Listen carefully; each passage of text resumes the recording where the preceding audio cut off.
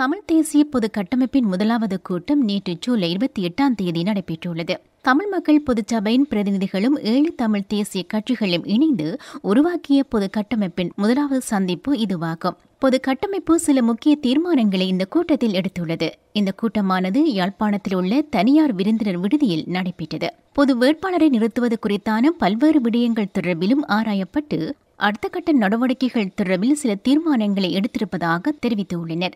இந்த பொது கட்டமைப்புக்கு கீழ் வரக்கூடிய உப கட்டமைப்புகள் உருவாக்கப்பட்டுள்ளன. குறிப்பாக வேட்பாளர் யார் என்பதை தெரிவதற்கும் தேர்தல் அறிக்கையை தீர்மானிப்பதற்கும் கட்சி சின்னத்தை தீர்மானிப்பதற்குமான உப கட்டமைப்புகள் நிதி மற்றும் பரப்புரை நடவடிக்கைகளுக்கான உப கட்டமைப்புகள் உருவாக்கப்பட்டுள்ளது. இதன் அடிப்படையில் உரிய கட்டமைப்புகளால் உரிய நேரத்தில் அந்தந்த விடயங்கள் தொடர்பில் அறிவிக்கப்படும் என அவர் தெரிவித்துள்ளார். மேலும் இந்த சந்திப்பு தொடர்பாக சிவில் சமூக பிரதிநிதியும் பொது கட்டமைப்பின் உறுப்பினருமான அரசியல் ஆய்வாளர் நிலாந்தன் ஊடகங்களுக்கு கருத்து வெளியிட்டுள்ளார். தமிழ் தேசிய கட்சிகளுக்கும் தமிழ் மக்கள் பொதுச்சபைக்கும் இடையிலான பொது கட்டமைப்பு உருவாக்கப்பட்ட பின்னர் நடக்கும் முதலாவது சந்திப்பு இது.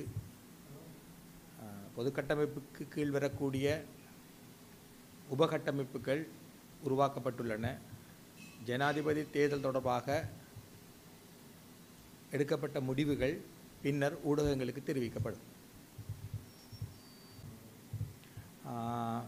வேட்பாளர் யார் என்பதை தெரிவதற்கும் தேர்தல் அறிக்கையை தீர்மானிப்பதற்கும் கட்சி சின்னத்தை தீர்மானிப்பதற்குமான உபகட்டமைப்புகள், அவற்றுடன் நிதி மற்றும் பரப்புரை நடவடிக்கைகளுக்கான உபகட்டமைப்புகள் உருவாக்கப்பட்டுள்ளன. அது உரிய கட்டமைப்புகளால் உரிய நேரத்தில் உங்களுக்கு சொல்லப்படும். எல்லாரும் தமிழ் வாக்குகளை சிதறடிக்க பார்க்கிறார்கள். தமிழ் மக்களை ஒன்றாக திரட்டுவதுதான் எங்களுடைய நோக்கம். சிதறடிக்கப்படும் வாக்குகளை பொது வேட்பாளரை வைத்து நாங்கள் திரட்ட தவறினால் அடுத்தடுத்து நடக்கக்கூடிய எல்லா தேர்தல்களில் தமிழ் வாக்குகள் மேலும் சிதறடிக்கப்படும். எனவே தமிழ் வாக்குகள் சிதறடிக்கப்படுவதில் இருந்து தமிழ் மக்களை பாதுகாத்து தமிழ் மக்களை ஒரு திரண்ட சக்தியாக மாற்றுவதுதான் எங்களுடைய நோக்கம். டிவிஐ யூடியூப் சேனலில் இணைந்திருக்கும் நேயர்கள் அனைவருக்கும் எமது நன்றி. எமது காணொளி தொகுப்புகளை தொடர்ந்து நீங்கள் பார்வையிடுவதற்கு கீழிருக்கின்ற பெல் பட்டனை அழுத்துவதனூடாக நோட்டிஃபிகேஷனில் பல காணொளி தொகுப்புகள் உடனுக்குடன் உங்களை வந்து சேரும். அருகில் இருக்கின்ற முக்கிய காணொளி தொகுப்புகளையும் பார்வையிட தவறாதீர்கள்.